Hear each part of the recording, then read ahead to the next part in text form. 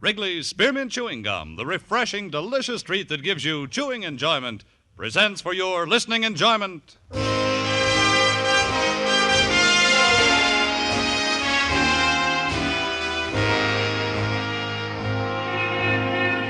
Broadway's My Beat, from Times Square to Columbus Circle, the gaudiest, the most violent, the lonesomest mile in the world.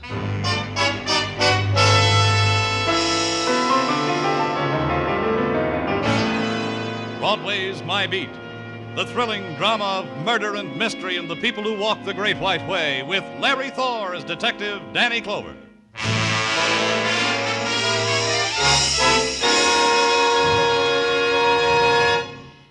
For refreshment while you work, for enjoyment anytime, chew a stick of Wrigley's Spearmint Gum. The delicious, long-lasting, real mint flavor of Wrigley's Spearmint cools your mouth and freshens your taste. The good, smooth chewing helps keep you feeling fresh and alert, adds enjoyment to whatever you're doing.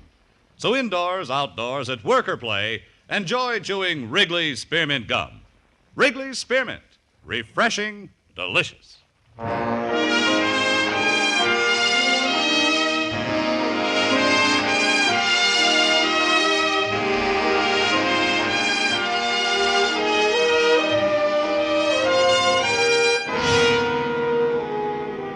In July, the night slips down over Broadway like a black silk stocking, and you drift to it because the other promises you made to yourself never happen. The part of your life that never counted is left behind. You stand on a street corner beating down the scream in your throat. The shadows start at 7 o'clock and deepen into night. You hug it close because it's your chance that something will happen to you outside of the movies. And the tap on the shoulder starts it, or the laughter that floats down to your end of the bar, or a smile, or the man who runs down the hall after you. Danny! Hey, Danny. What's the matter, Sergeant? Glad I nabbed you before you took off for the day. Phone call, Danny, from a hysterical woman. You know, I had a hard time piecing it all. 1647 East 56, Danny, 4th floor apartment. That's where her fiancé lives. The guy's threatening to blow his brains out. Here, the names and such I jotted on this paper. Squad car, Gino. Waiting for you downstairs. Muggerman's with it.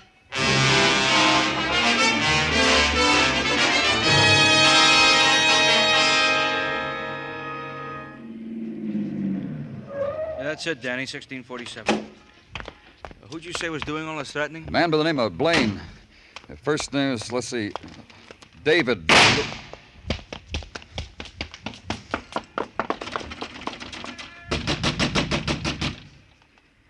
Try the buzzer, Muggerman. Yeah. He did it! Miss Carroll said he was going to do it, and he did. We're from the police. It happened up there on the 4th floor. Mr. Blaine, it happened just now, not more than... Who's that crying? That's her, Miss Carroll. See her? See her? Hugging the banister up on the 3rd floor landing. And that's Mr. Fallon at the rail on the 2nd floor. Let's go, Muggerman.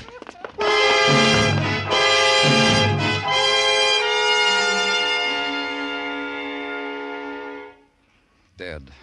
The gun's here, Danny, by his chair. It looks brand new. Looks like Mr. Blaine had his choice. Uh-huh. It's quite a gun collection, from Derringers on up. Complete equipment for a young arsenal. Muggerman. Yeah? Those people we passed on the landing, that boy on the 2nd floor, Mr. Fallon, and Miss Carroll on the 3rd, I'll want to talk to them. Yeah, Miss Carroll's still crying, Danny. You hear her? Poor woman.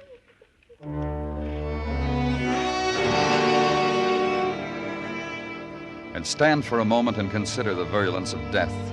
How it is not content with its own, must reach out to slash the livid scar into the heart of those crowding its edge. The woman crying softly.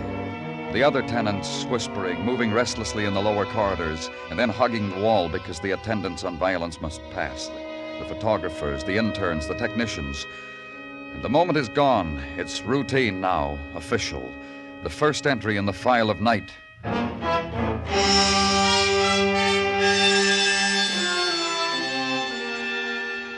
The next morning, gather it into a neat stack on your desk and sit down to it, and be surprised at the opening door and the quick presence of the woman you had marked for later interrogation. The man who was with you last night, he said you wanted to talk to me. It could have waited, Miss Carroll, until you felt better and until you... It'll not be forgotten that easily, Mr. Clover, if that's what you mean. If you've something to ask, ask. Only don't prolong it. Don't make me wait and wonder. Sorrow's enough by itself, don't you think? Yes, it is. And you, try to understand us, Miss Carroll. A man I loved, who loved me, is dead. By his own hand, by his own will. He could have lifted his burden onto me, whatever it was, but he didn't. And now he's dead. You want more than that? Maybe, because this is my job.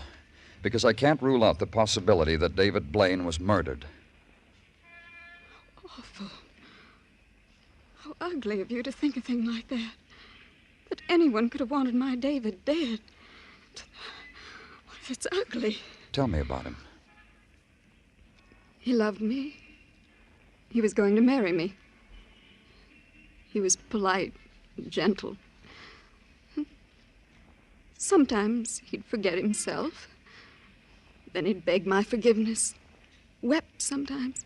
Showered me with gifts, so I'd be quicker to forgive. This watch, he called it an engagement present, but it was really an atonement for... Look at it. See how he loved me? It's a beautiful watch, Miss Carroll. See? Listen to it. And it ticks away my life with David, softly, gently. Listen to me, Miss Carroll.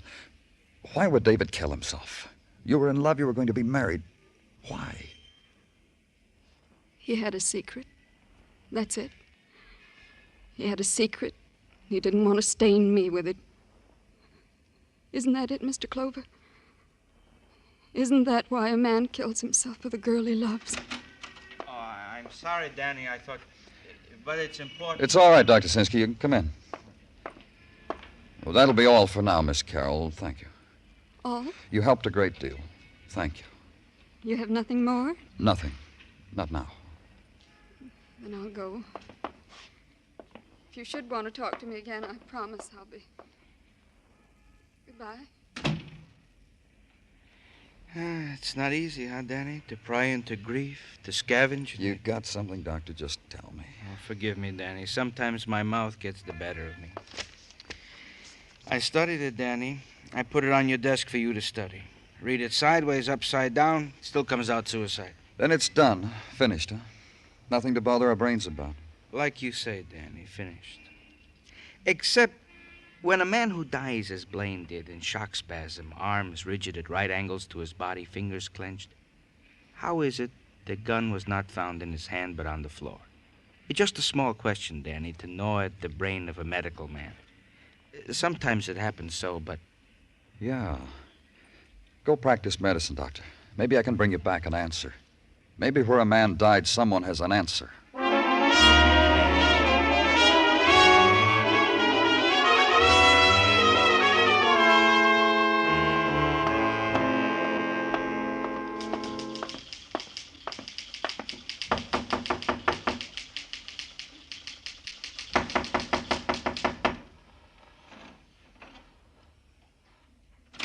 I'm busy right now. Your name, Richard Fallon? I'm from the police. I guess that gives you a right. Come on in. You want to sit? Over there. Move those papers off the couch. Just put them on the floor. You a writer, Fallon? You interested or curious? What do you write about? About your city? About how it's not like my part of the country? About your many-faceted city? About your stinking city? Your people?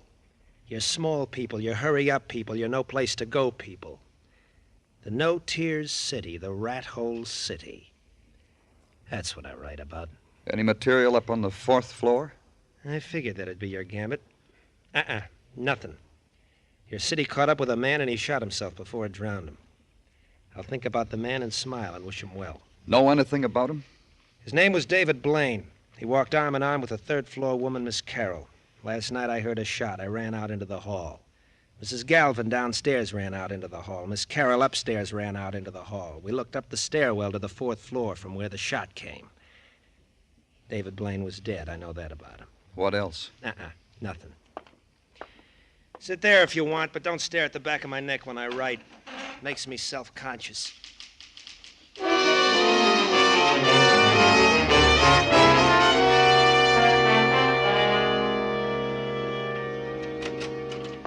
My gratitude for permitting me my 10 minutes at the water cooler, Danny. Feel better, Gino? Goes without saying. And now to the toils of the day. It comes to that part of the rundown in which I proffer you your daily piece of resistance in two parts. To wit, gun found at side of deceased David Blaine is indeed gun with which deceased did do himself in. Now, Gino, that hasn't been... Patience, Danny. Part 2 will settle the question itching in your brain of suicide versus murder. Scratch it for me, Gino. Delighted. Part 2 of report from technical states. Impossible for any tenant to have shot said deceased, made an escape down the fire escape, arrived in the hallways in time to look up and yell, "Man dead on the 4th floor," in your presence. Add to this the double whammy I have held out on you. Give it to me, Tartaglia. Piques you, huh, Danny? The lakeman assigned to such duty have come up with that David Blaine did indeed lose upwards to 50 grand by sour bets in the stock market. This in the period of the last month. 50 grand in 30 days. For this, guys killed themselves, Danny. For a lot less sometimes. Yeah.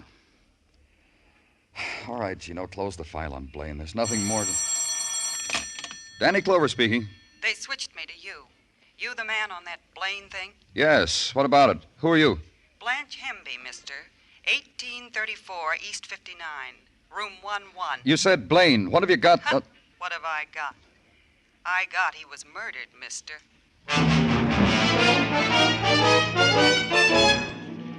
And go there and walk the hallway mottled with shadows and scuffings, the short corridor that ends in the door with the tin numbers and the pull-down bed and the basin in the corner.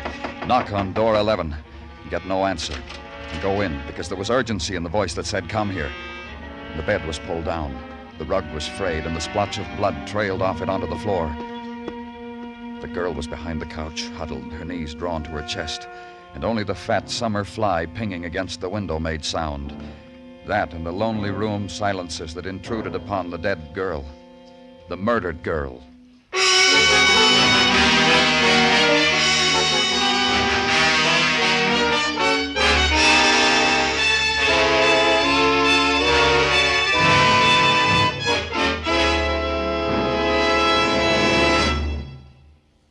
For refreshment while you work, for enjoyment anytime, chew a stick of Wrigley's Spearmint Gum. When your mouth feels dry, when you're warm or tired, Wrigley's Spearmint is really refreshing. The lively, full-bodied, real mint flavor cools your mouth, moistens your throat, freshens your taste. And the chewing itself gives you a little lift, helps you feel your best and do your best. So for chewing enjoyment plus pleasant refreshment, chew delicious Wrigley's Spearmint Gum. We now continue with Broadway's My Beat, written by Morton Fine and David Friedkin and starring Larry Thor as Detective Danny Clover.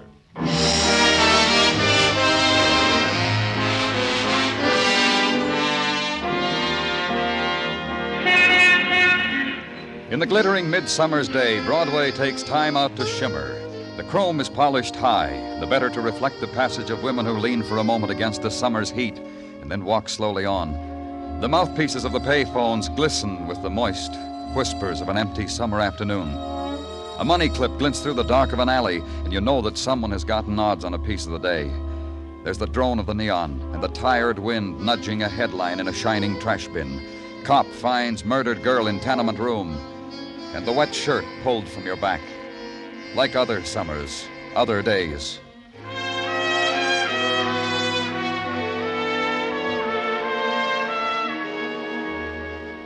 Where I was, in the corridor between my office and the show-up room, that had happened before, too. Only the names of the dead were different. Blanche Hemby. I got the rundown on her you wanted, Danny. What'd you get, Muggerman?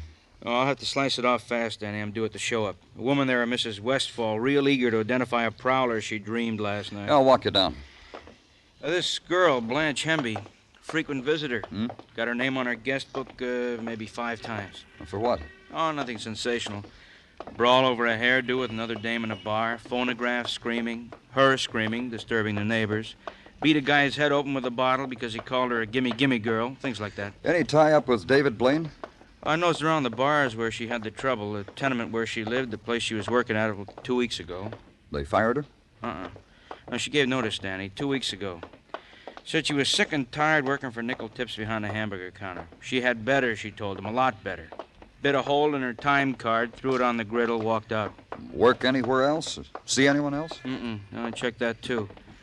Blanche slept away the days in her room. 3 times a day she got up to phone for beer, once a day for sandwiches.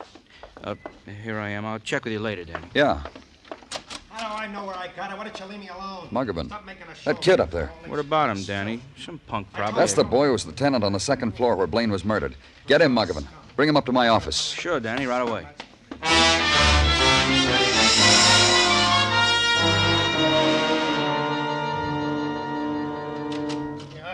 Here he is, Danny. He's not anxious. Get your hands off me. You're scum, all of you. Take it easy, kid. What happened? The city trying to drown you the way you said it does to people? I hate it. I get drunk at night because I hate it. That way I see it for what it is. And you can't stand that when someone like me sees you for what you are. You hate me. And you kick me, you throw me in jail because I'm better. Even drunk, I'm better. He's right, Danny. He's a lot better than us. He goes around with a pocket full of watch, like this, because he's so much better. Let's see it. Where'd you get this watch, Richard? I held out my hand and I begged, and a kindly person dropped it right into my begging hand. Where'd you get it? I told you. I walked the streets and it fell into my hand because I was crying and lonely and sick for home. Miss Carroll, your neighbor, has a watch like this. You steal it from her? You steal it, Richard? Lock him up, Muggavan. A watch exactly like the one Regina Carroll owned. Her engagement present from the man now dead, presumed a suicide, suspected murdered. If it were Miss Carroll's watch, what was Richard Fallon doing with it? It was a simple question, and Richard couldn't answer it. So call Miss Carroll. Get no answer. So open the plush box that held the watch. Levante, jewelers for over a century. That's what the satin ribbon said, glued against the inside top. Stolen from Levante, jewelers for over a century? Go there. Ask Mr. Levante. Oh, no, not stolen. Purchased. By whom? A policeman you said you were? Let me see, please. Sure. Here. Yes. This watch was purchased. You've already said that. Apologies. I'm temporizing, you see. I'm trying to gather my forces together. Now, as to who purchased this watch, perhaps to a Miss Carroll, my old friend, Miss Regina Carroll. Of course, it's impossible to tell. What are you trying to tell me, Mr. Levante? You see, this is quite an unusual watch. We rarely sell more than one a year. Our own design with a foreign mechanism. However, we sold 2 in the last few months. Remarkable? Who did you sell them to? Even more remarkable. A few days ago, Miss Carroll purchased such a watch. A few months ago, a fiancé. Now dead, I've heard, a few months ago.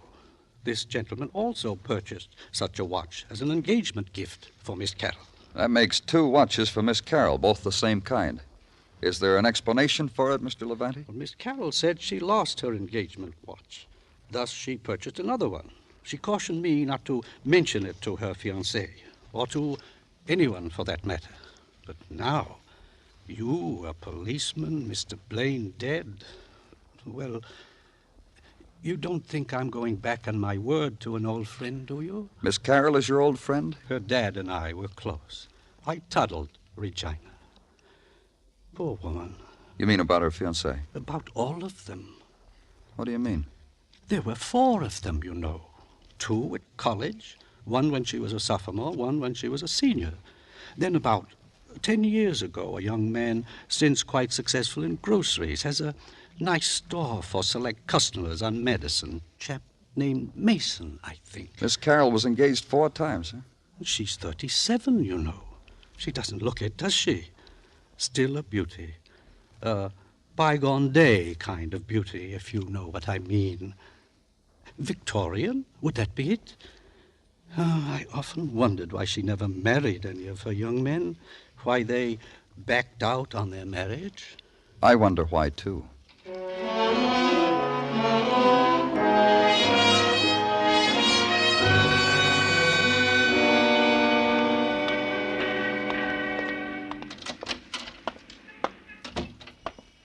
You need some help, sir? I'm looking for a Mr. Mason. All right, I'm Mason. I'm Danny Clover, police. The first name's Pete, Danny. You got a couple of minutes? Any time for you fellas. I need a couple of minutes to recuperate anyhow. Mrs. Smythe just had me on the floor. Oh? She comes in here with her French poodles, 3 on a leash. Maid and chauffeur trailing in back. Orders a dozen... Well, did you ever hear anybody say bagel with a broad A? She wants a dozen boggles. I don't understand her. Finally, she tells me what she wants is receptacles for a delicacy known as locks. How did she say locks? Locks, the chauffeur said. What can I do for you, Danny? You were once engaged to a Regina Carroll, weren't you? It was an experience. I'm not sorry for it. Who broke the engagement? You've got to ask that because it's important for the police to know, right, Danny? I broke it. Why? Why? That's a question I often ask myself. Sometimes my wife asks me. And I'll tell you what I answer. Go ahead. Regina was a girl just like the girl that married dear old Dad. Close to the wedding, I discovered this is not the type of girl I wanted. Personally, the girl that married my dear old Dad, my mom, nagged my father to an early grave. Mom and Regina, two peas from the same pod. Go on. I'll tell you about Regina. I figure she has a picture in her head of a husband in a smoking jacket with satin lapels and a curved pipe and a fireplace. I don't fit the requirements. Personally, I like poker better than cribbage. Uh-huh. What else? Well, Regina, how she dressed. Pretty, you understand. But she made her own fashions, which she never changed. Ribbons, dresses choked against the throat, and always a little too long. She slipped on the ice once, and I told her she had pretty legs. She slapped me. That's what about Regina Carroll, Danny. That enough? Plenty. Thanks. Thanks a lot.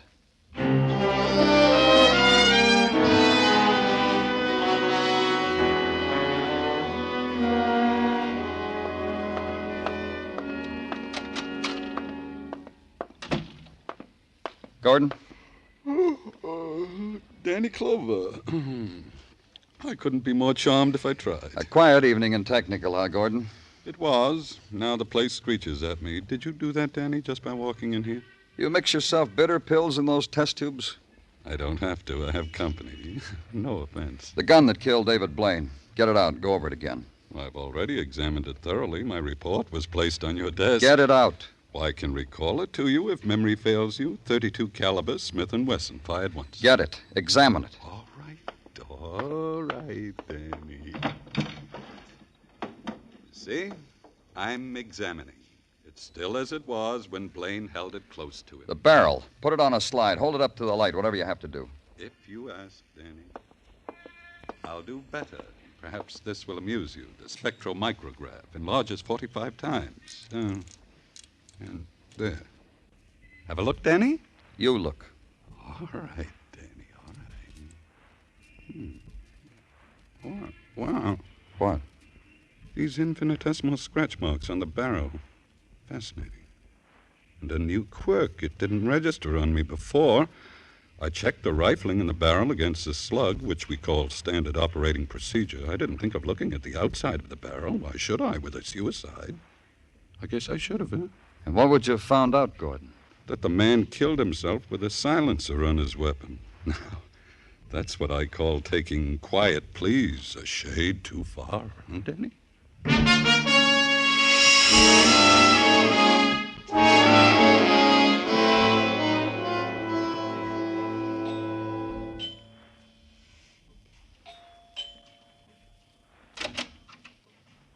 Oh, Mr. Clover. I knew you'd come back. Knew there'd be more things you'd want to know about David. Did you come in? Thanks. You may sit down, that chair. No, thanks. What makes you think I wanted to find out any more about David? I assumed it. Suicide. Files to complete. I realize it's my duty to be cooperative. Miss Carroll... I can tell you so much about him. He was generous. He was a gentleman. Rare thing to find nowadays. He was murdered. You suggested that before, Mr. Clover. I didn't believe it then. I don't believe it now. Murdered. He was dead minutes before we got to him. That's stupid. Listen to me, Miss Carroll. Stupid because I heard the shot. We all heard it. We all ran out into the hall. Do you have a gun, Miss Carroll? Yes, I have a gun. David gave it to me. Woman alone. Did he show you how to fire it? Of course he did. He loved guns. I interested myself in them. Shall I get the gun? It isn't necessary for now. You don't have to get the silencer either. What are you talking about? The gun you shot David with, his own gun, was equipped with a silencer. Mr. Clover, I don't understand you at all. I'm a lonely woman. And I admit it, I'm a helpless one. How could I have killed anyone? Someone I loved. Nice view from this window, Miss Carroll. You could stand here, see Detective Muggavan and me coming, fire a blank cartridge from your gun, run out into the hall, look up, and everyone thinks the shot came from the floor above, from David Blaine's apartment. Mr. Clover. Do you admit it, Miss Carroll? No. No. I want to show you something. Here. Look at it, Miss Carroll. A watch, just like the one you're wearing.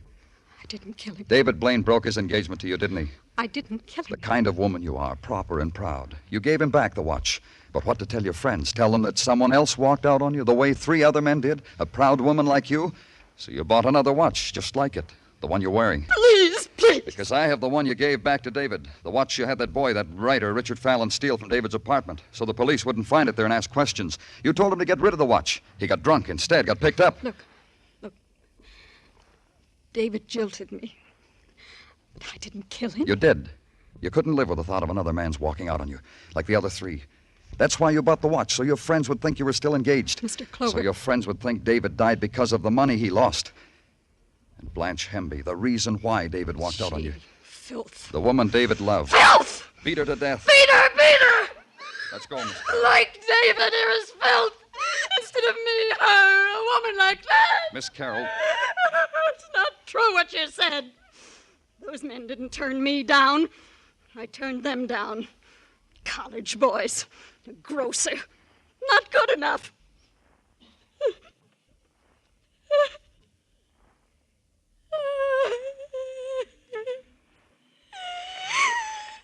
It isn't true. It isn't true. They did walk out. Why? Take me away. Put me someplace. I don't want to look at anyone. I can't look at anyone.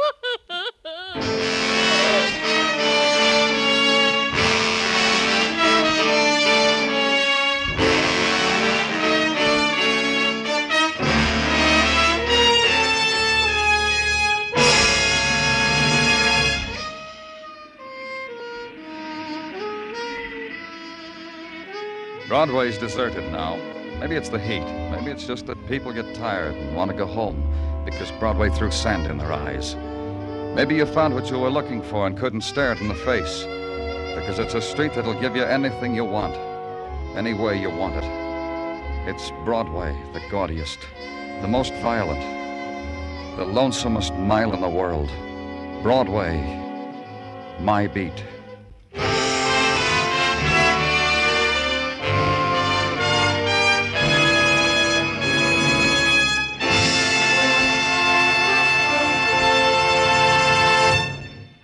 Remember, friends, for refreshment while you work, for enjoyment any time, chew a stick of Wrigley's Spearmint Gum. There's lots of lively, real mint flavor in it to cool your mouth, freshen your taste, and sweeten your breath. And chewing Wrigley Spearmint helps keep you fresh and alert. You feel better, work better, get more fun out of doing things. So indoors, outdoors, at work or play, always keep delicious Wrigley's Spearmint Chewing Gum handy. For refreshment while you work, for chewing any time, chew a stick of Wrigley's Spearmint Gum. The makers of Wrigley's Spearmint Chewing Gum hope you've enjoyed tonight's story and that you're enjoying Wrigley's Spearmint Gum every day. We invite you to join us next week at this time when Detective Danny Clover returns again with Broadway's My Beat. Broadway's My Beat, brought to you by Wrigley's Spearmint Gum, is produced and directed by Elliott Lewis with music composed and conducted by Alexander Courage. The program is written by Morton Fine and David Friedkin and stars Larry Thor as Detective Danny Clover with Charles Calvert as Tartaglia and Jack Crucian as Muggavan. This is CBS, the Columbia Broadcasting System.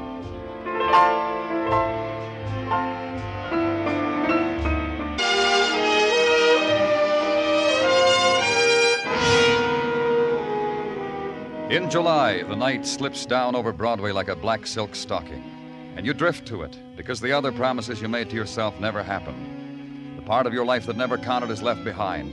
You stand on a street corner beating down the scream in your throat. The shadows start at 7 o'clock and deepen into night. You hug it close because it's your chance that something will happen to you outside of the movies. And the tap on the shoulder starts it, or the laughter that floats down to your end of the bar, or a smile, or the man who runs down the hall after you. Danny! Hey, Danny. What's the matter, Sergeant? Glad I nabbed you before you took off for the day. Phone call, Danny. Wrigley's Spearmint Chewing Gum, the refreshing, delicious treat that gives you chewing enjoyment, presents for your listening enjoyment.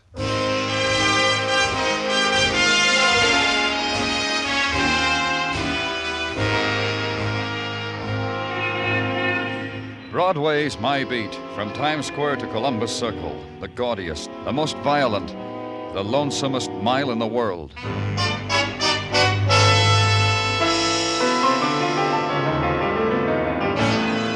Broadway's My Beat, the thrilling drama of murder and mystery and the people who walk the Great White Way, with Larry Thor as Detective Danny Clover.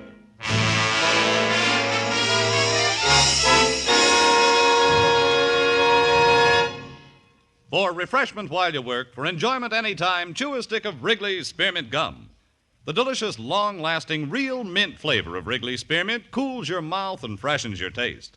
The good, smooth chewing helps keep you feeling fresh and alert, adds enjoyment to whatever you're doing.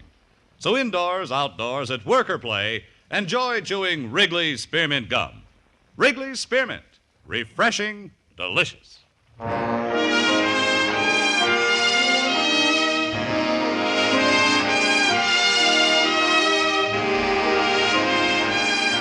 From a hysterical woman. You know, I had a hard time Come piecing on. it all.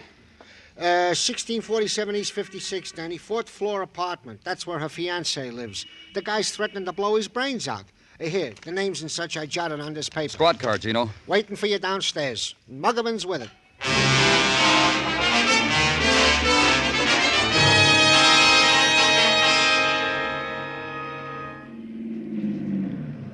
Yeah, that's it, Danny, 1647.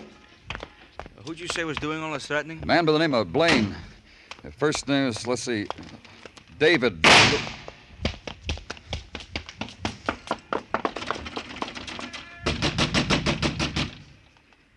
Try the buzzer, Muggerman. Yeah. He did it! Miss Carroll said he was going to do it, and he We're did. from the police. It happened up there on the 4th floor. Mr. Blaine, it happened just now, not more than... Who's that crying? That's her, Miss Carroll. See her? See her? Hugging the banister up on the 3rd floor landing. And that's Mr. Fallon at the rail on the 2nd Let's floor. go, Muggerman.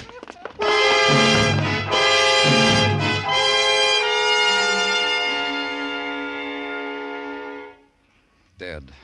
The gun's here, Danny, by his chair. It looks brand new. Looks like Mr. Blaine had his